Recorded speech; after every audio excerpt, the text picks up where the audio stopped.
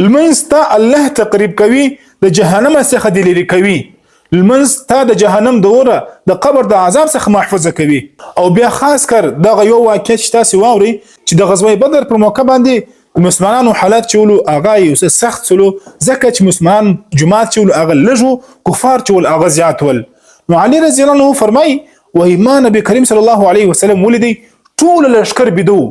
ټول مسلمانان بدو د شپې نبی علیہ السلام سماسي وا نبی علیہ السلام د درخت لاندې تر سهار پورې په لمانځه کې په دعا کې مشغول او نبی علیہ السلام تر سهار پورې دعا کوله.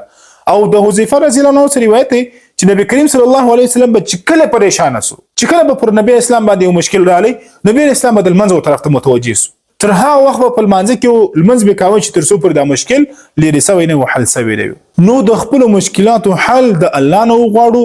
په لمانځ کولو سره او په صبر کولو سره. لمانځ دا مطلب تهجد کې راپورته سه یو ورځ نه چې خالي ته یو ورځ وکي بس بیا نه هر ورځ یې کوه چې در څو پر استا مشکل الله حل کړی نه وي د هغه وخت پورې د تهجد المنځ او صلات حاجت چې دی هغه مه پرېږده. دغه طریقه دا ده چې ته د تهجد المنځ ته نه سره راپورته کېدلی د شپې د بېدېدلو څخه مخکې 2 رکعاته تهجد په نیت باندې وکړه دا هم صلات تهجد دی او 2 رکعاته صلات حاجت وکړه چې الله زه دا 2 رکعاته کوم چې ته مې دا پلان